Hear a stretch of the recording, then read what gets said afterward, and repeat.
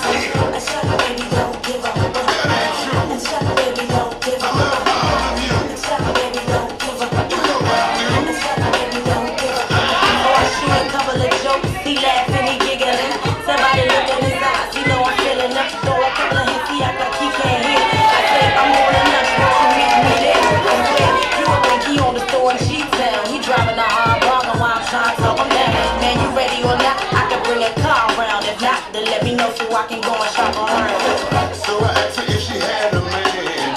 She didn't answer, so I asked again. Baby, I ain't trying to force your hand. Baby, I'm just trying to understand why you try to play so hard to get.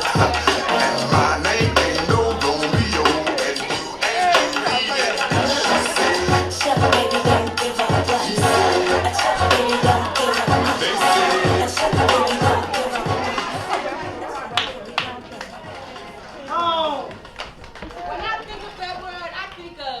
Community. Caring. Change. Frustration. Sadness. Determination. We are all here to bear witness. In our own stories and our own words through our voices. The pain.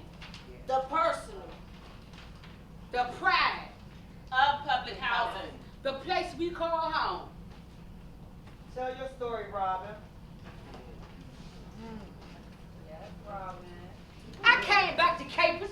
That's the 501. 501. I had moved out, but when it was time to move back again, I would not go back to a place with rats and roaches. I would not go to a place where my husband died. No way could I live there, so I came back to Capers. But it's not Capers anymore. Where did all the folks go? Where did all the black folks go?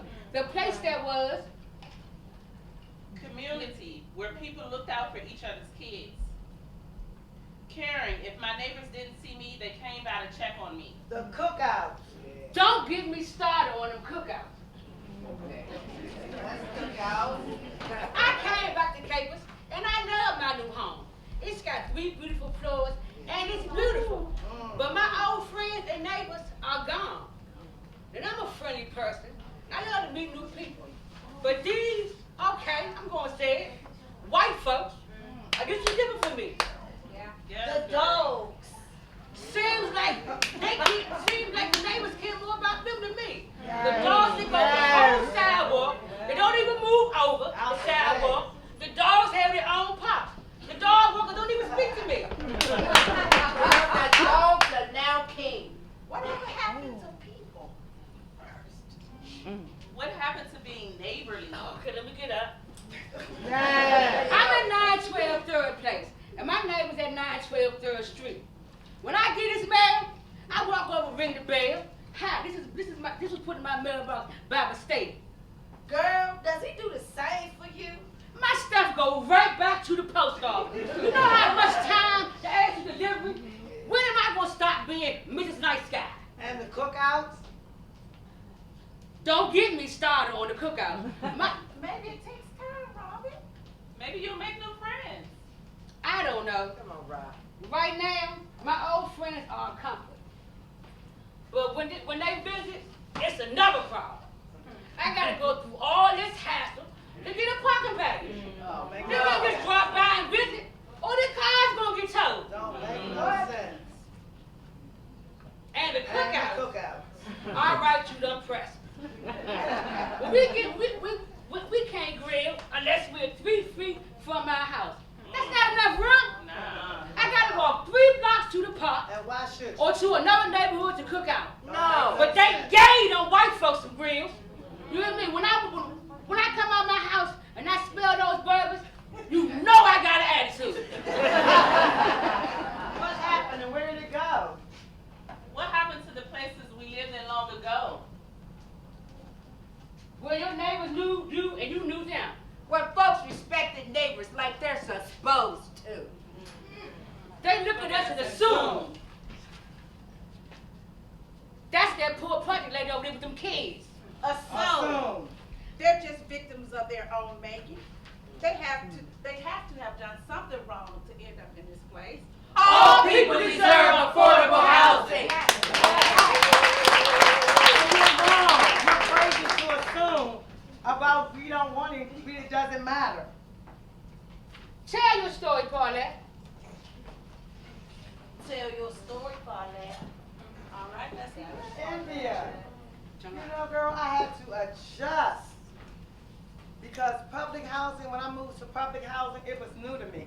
I had lived everywhere. I had went from 14th and Newton Street to the North Michigan Park, and then I winded up in Bury Farms. I had applied for public housing in 1979, and it took all the way to 1995 for them to finally call me for housing. And that's ridiculous. When I finally went to go, they sent me to a place that was called Off the Capers.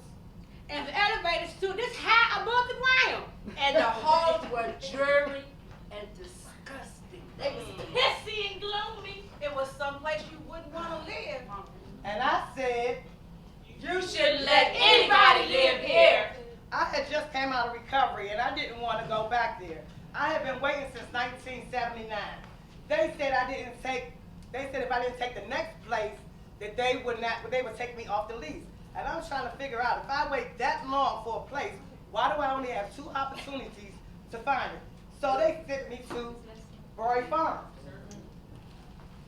My brother drove me in his truck, and I was praying the whole while that this place would not be the same way the other place would, because then I would lose my place in public housing after waiting all of that time.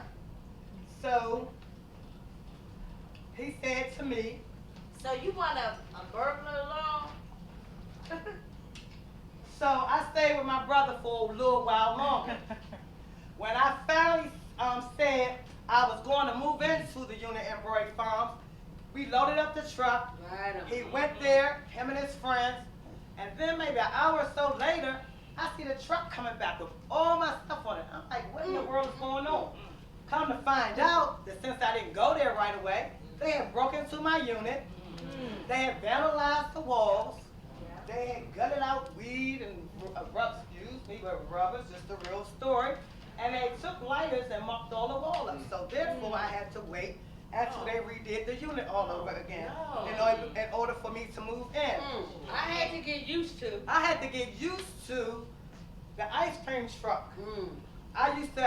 When I used to live at, the ice cream truck only came in the spring and the summer. Come to find out, when I moved to Southeast, the ice cream truck comes 24/7. I had to get used to the gunshots. Lord have mercy.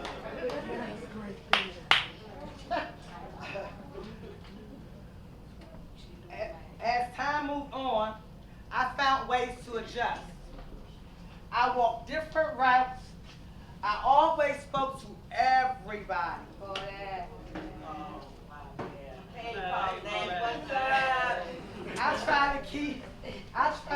I was known as the woman who always worked. I tried to keep my kids from doing wrong. Living here meant there was more for me to worry about. My daughter graduated from Howard University. And my sons did as well, but not from Howard University though. but they did graduate. One of the many blessings. But my sons, I don't know. I love them dearly. But they go and they come and they come and they go. I keep trying to tell them I'm tired. I've always worked and I'm tired now, and it's supposed to be my time. They look at us and assume. Oh, they're lazy, looking for handouts, and don't want to work. We do want to work. And we want as much out of life as you do. We're children of God, just like you. Just like you. We We're are children of God. just like you. We were children.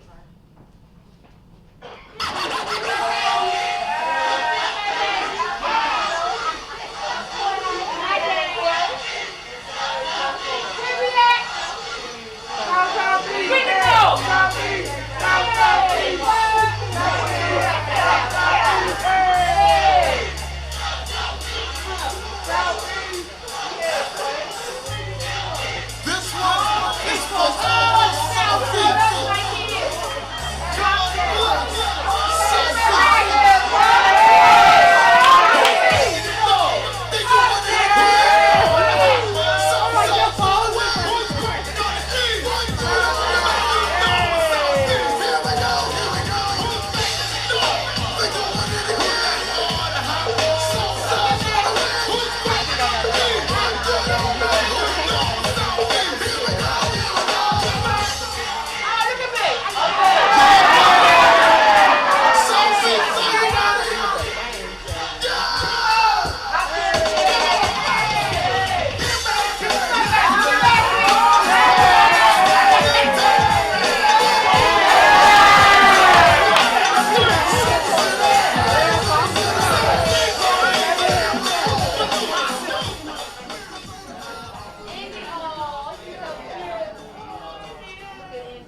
Why don't you tell us your story, India?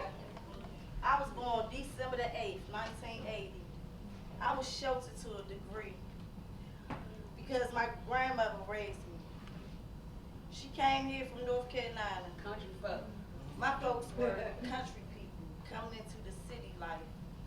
They were family oriented and they instilled the church life in me. I had a certain number of hours outside the house. So TV, it was a privilege. You had to earn, but my focus was, Bible study in school. back then it was a community. Your Yeah. grandparents knew other grandparents. Sure You did. didn't talk back to elders. Got That that is all. bug. I didn't question too much as a kid. From ages 4 to 6, I started asking questions. I was always smart and inquisitive. I was in the gifted and talented program. Tag team. Then I began to hear other kids talk about other kind of things. Kids who were raising themselves. The late 80s, that was an era. The era of pimps and hoes. Different hoes. In 1986, trouble really came to the city. The killing started going on. I remember kids saying, the New Yorkers, they was taking over our home. So we started seeing dead bodies as we walked to school. Kids walking all over dead bodies. Girl, I said we seen dead Oh bodies. my God. Well, my grandmother, she had a whole lot of older people that used to walk me to school. They was protecting me. So as a kid, I remember seeing people was running down the street. They was butterball neck. Girl, mind your business. Come on, get to school. They lunching off their love boat. My grandmother, she was a midwife. She was the captain of the building. Miss Fuller didn't plaque No, that. she Oh, didn't. At around 10 years old, I was questioning a lot. I had conversations with my mother from a distance. My mother was beautiful and very intelligent. But she just had a certain type of lifestyle. She was in school, but she had a fast way of living.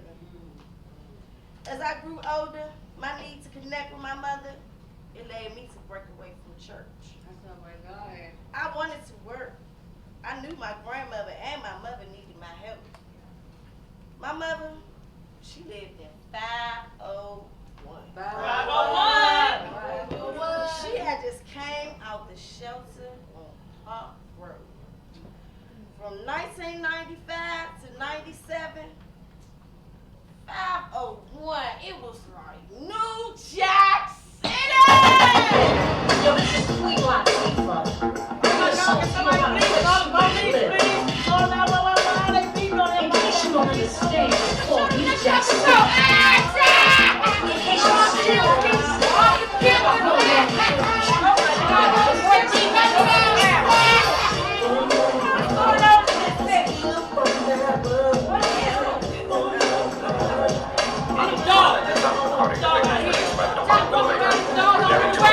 more claims for unemployment indicates the American position. We didn't have a pot, all right? Get fat on up out of here.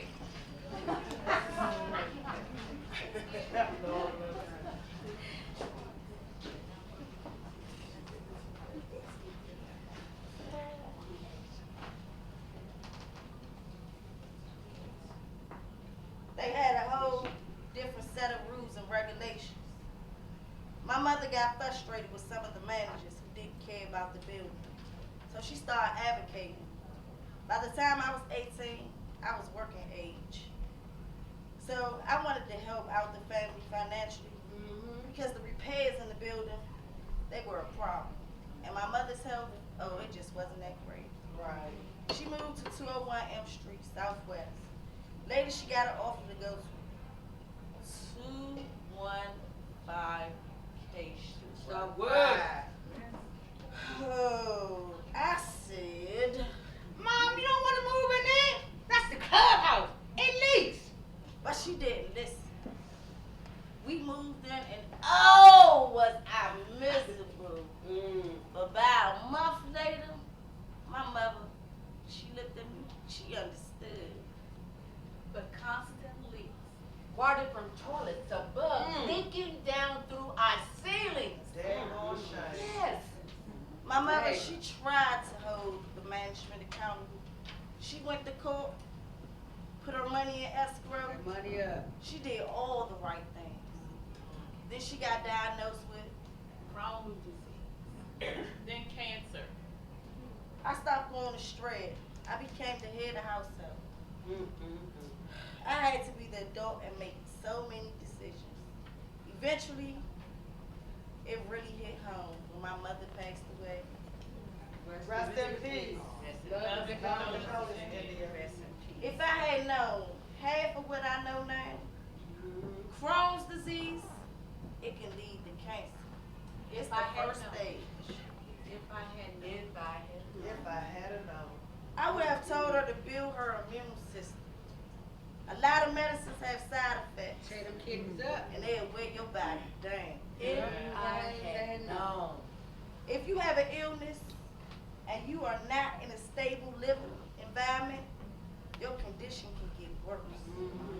Even if you want, or even if you don't have medical problems, you can get them by living in public housing.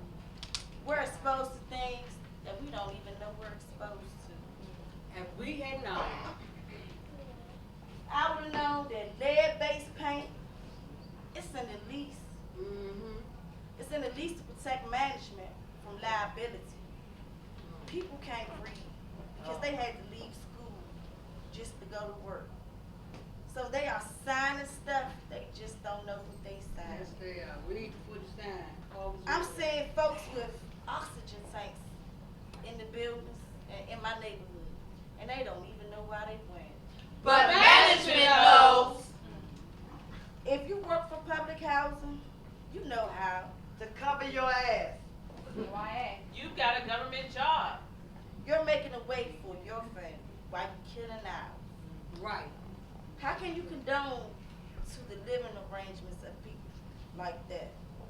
When my mother passed away, Ooh, child, things are gonna get easier.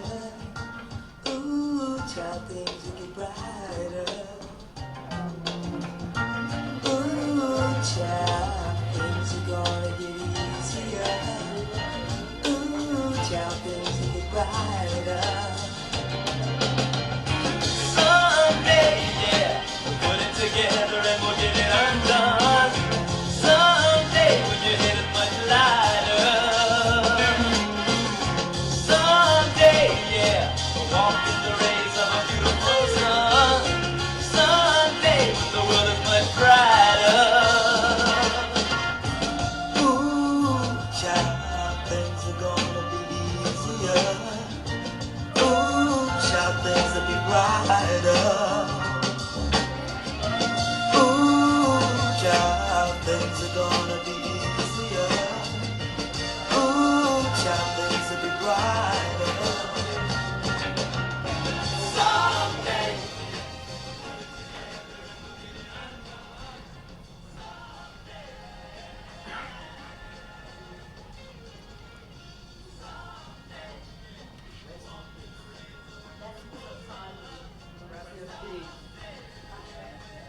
They put a summons on the door.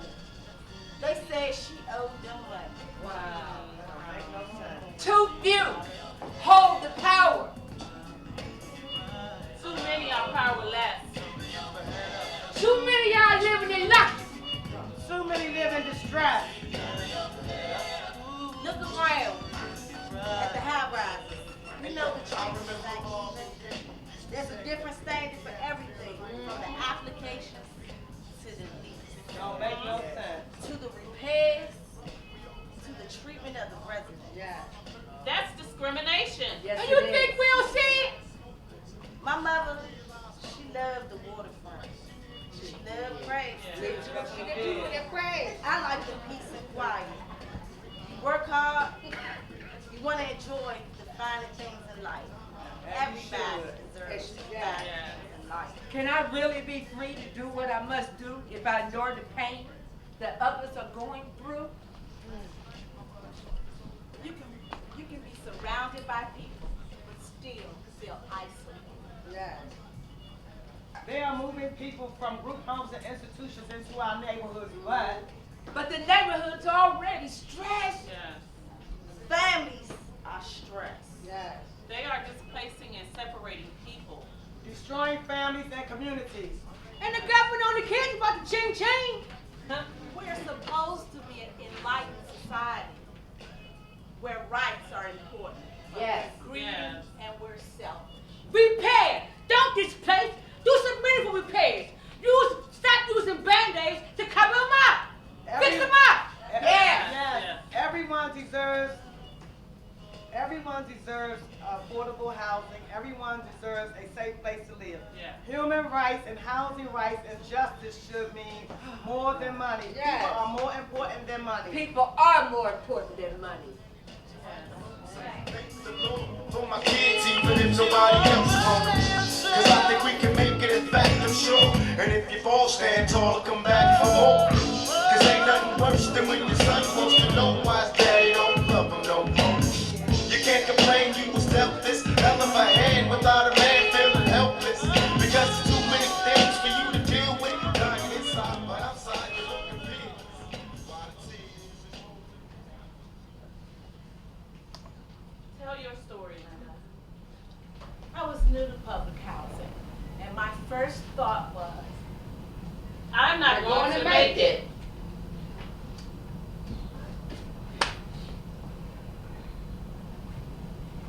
it was a totally different experience for me.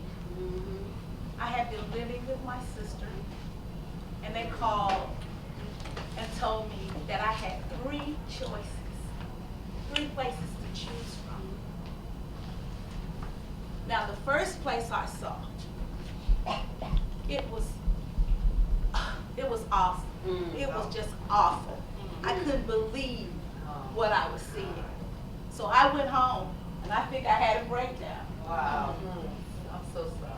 The second place, I turned down as well. And the third place was 203 N Street, Southwest. I have a daughter that is disabled. And so they were remodeling the accessible units and for the disabled. So I went into the second floor apartment, and it had a balcony, and there was a sunroof.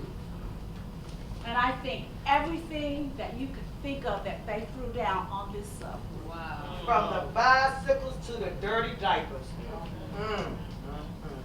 Of course, the woman in the office said it would be cleaned up before we moved in.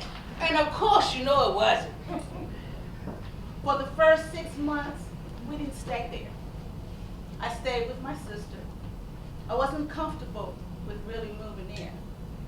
And one day, the property manager said to me, Remember, it isn't about where you live. It's about who you are. Be true to who you are. If you hold that up, you can live anywhere, baby.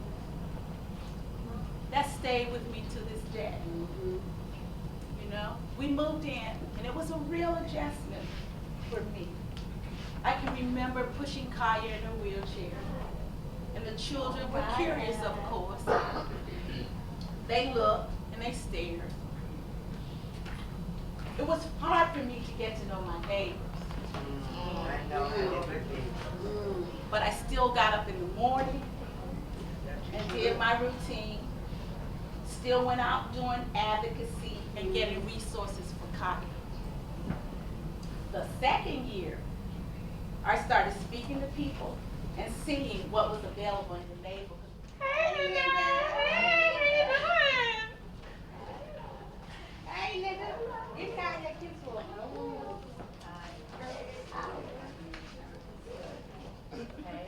Welcome to the next day. Hey, girl. How you been? All right.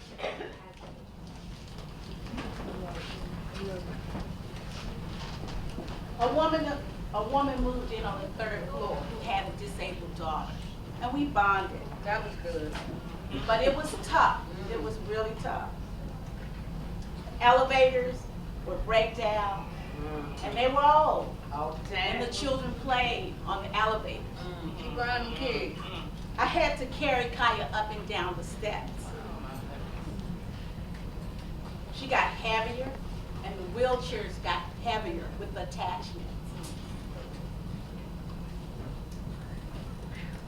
On weekends, there were always urine in the elevators.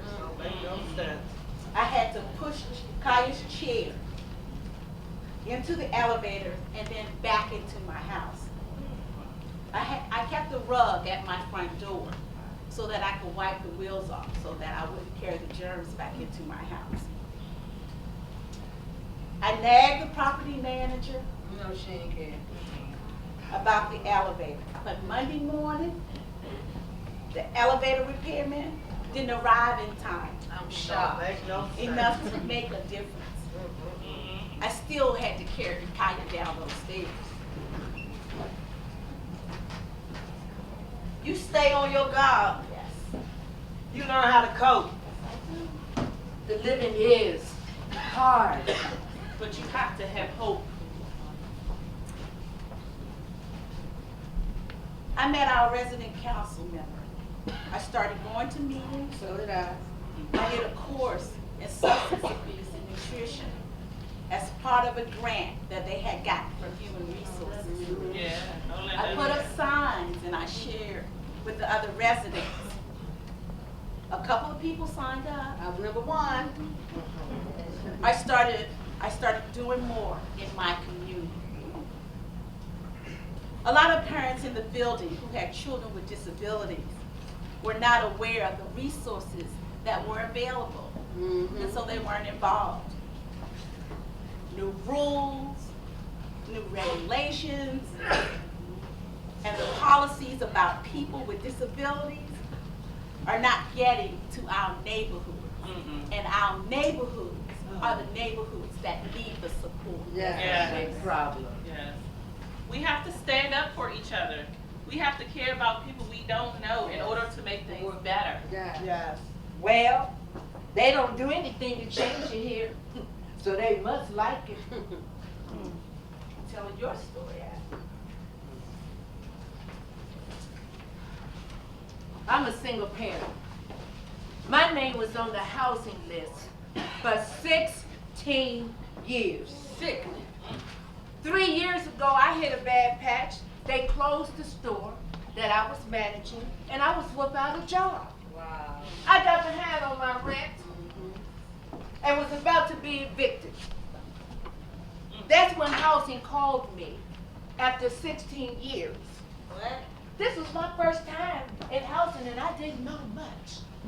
The lady said, We had one apartment vacant. Come look at it. I went to look at it. It had a side-by-side balcony. You can climb from one balcony to the next. And I was worried about that. I didn't feel comfortable. Because, see, I was raising a young daughter. As I was leaving, I passed someone in the hall. You thinking about moving here? Yes, but the place I saw isn't for me and my daughter. So why don't you come look at this? I did.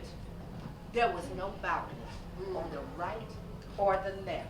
I went back to the office and I told the lady I just happened to see one that I really liked. So she called the office, then said, All right. But it won't be ready for 2 weeks. the eviction people are coming on Monday. And I moved into my new place 2 days before on a Saturday. Sometimes things go Yes, your yes, way. yes. I've always been involved in my community, and I like to empower people. That's who I am. I started trying to work with the kids in the building.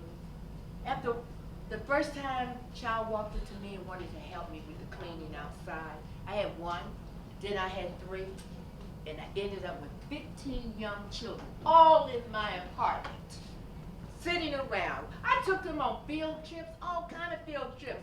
I wrote a grant called Love Your Block DC and got the grant for $1,500 to beautify the block. Yay! I was so proud. Yes. We started planning and beautifying, but I began to get this weird feeling from some of the adults. Suspicion. Jealousy. Yeah, and I wasn't used to that. One afternoon, I'm working with the children, and a woman calls out from her 3rd floor balcony. Bitch, you think you doing something. Bitch, you ain't doing shit. And in front of the children, too.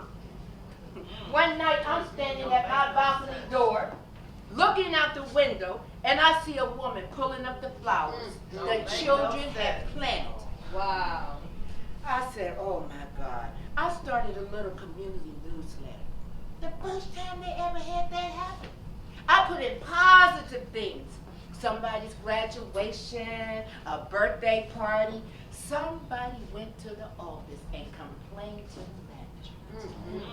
Who told her she should be putting a newsletter out? I want to use the community room for the kids. I'm a resident. I'm on the lease. I'm in good standing. We're supposed to be able to use the room for free. Yes. It's been 3 years and I still today can't get permission to use that community room. Don't make no sense. See, I don't care where you are. Yes. There is something inside of all of us with the potential to be great. Yes. And I'm the kind of person, I like to go and be around people. If I see that potential, I like to reveal it to them, say, look at this potential you have inside of you that exists. I like to see people doing well. I really, really do. Yes. But there's so much suspicion and jealousy. Oh my God. It'll make you stop doing stuff if you don't have a strong spirit that you Amen. really love doing. Yes. I wanted all of us to be one community, working Yeah. together, doing things together, but sometimes it just don't work that way. But I can tell you one thing for sure. I will never, ever give up on my community. That's right. Don't give up. Never. Don't give up. I will never. We need to love one another in order for things to get better. The hatred has to gentrification. Tell your story, Rhonda. I went to college, and I'm still in housing. People might say, What have you accomplished? I feel like this is what God wants me to do. I lived in public housing all my life. My mom raised me and my sister in housing. So I can't compare it to other places. I look at it and I see community. some people look at it and think, look at those poor folks over there. They say to their dogs, Don't worry, Fido. Don't worry, Fido. Them people gonna be gone soon. Don't worry. so white people are squeezing into our end of the community because the places are affordable. But they don't always speak. Long ago, it was peaceful and friendly. When the crack epidemic hit my neighborhood in the 80s, some of my neighbors turned into zombies. Beat me up, Scotty. I would go to friends' house and wonder why there was no food. Some of my friends got kicked out of their homes. I was thankful that we had a stable home in Southwest. I would watch Lassie and Timmy on the TV. I didn't think about poverty, but I could see my mom struggle. She kept the attitude that we're going to make it. I could see my mom's strength and strong will, and I said, I want to be tough like her. but I was an introvert. I was a little mute child. I'd whisper and my sister would have to speak for me. She wants ice cream. What's wrong with her? I was in my own little world, building my dream Barbie house. I was a bookworm. I could do everyone's homework. That's right, Einstein. When I became a young adult, people encouraged me. When I started working, I was told, If you can't talk, you can't work here. so I started talking publicly. I found my voice. Get it, Rhonda. My mom would take me to meetings and neighborhood cleanups. I would ask her, why are we picking up this trash when we didn't put it down here? I was raised to own my community, to build a loving and connected community. Rhonda. I remember The gunshot. Get down there and go. Seeing bodies and killings. but you have to learn to shut it off and switch it out. If you absorb it, you'll be afraid to leave the house. And some of my neighbors didn't leave the house. That's sad. But I'm glad that my mom taught us. Yes, thank God. You change the neighborhood by being a part of the neighborhood. That's right. My neighbors understand the good that I'm trying to do and they respect it. I deal with developers and people with means. Trying to get them to understand what my world looks like is like pulling teeth. When I come into the room, they get uncomfortable. They make me feel like the Lone Ranger. I can't be scared to say what's on my mind That's right. or offend people. I can't be worried about people liking me. That's right. That's In right. the meetings with the suits, I have to be who I am. My education is just as good, and I am just as valuable. when I get nervous and stumble over my words, Find your rhythm and flow with it. the only way that people are going to see Christ is through me and through my example. Wherever I'm planted, I'm going to make the best of it. There is hope in all of us. Sometimes it's so hard. Living with poor conditions. Getting through losing people. The gunshots. I'm tired of fighting for my place in this world. I'm tired of poverty. It's ugly. It stresses us And it out. hurts. And it kills us. I know that's right. We're going to do something. Yes. We ain't keep on standing for that. No. It's time to stand up. Yes. No. Say something. Say something. Speak your words. Speak. And unite. Stop sitting behind and talk about what we're going to do. Get out there and vote. I had to say it. Don't get that Trump up in there. Come on now. And I got some Boris Wilson in my pocketbook. Boris is form. Come see me. Get out here. We got to stand up and do something. Speak. Speak. I can't reverse the damage that has been done to my people. These patch jobs are not working. We are still suffering. We are still suppressed, depressed, and angry. I am tired of knowing my place and limitations I was born into. I'm tired of cycles of poverty that never end. Speak! It brought my ancestors in shackles, and we are still in chains. We built this country. What did we do all We that are for? still a part of America. What do We are all God's children. Speak. Speak. I speak up for everything that has gone into creating me. If we give up on each other, what do we have left? I have gone through more good times than bad times. Some people might think the bad times will outweigh the good times, but it's taught me something. I want to be where I am. I believe something good is going to come out of it. We have the opportunity to make the community what we want it to be. Speak. Speak. We are able minds and bodies. We're not handicapped. Our ancestors had strong spirits and will, and so do we. What did we do all that for? If it wasn't for us. Can we be content in misery?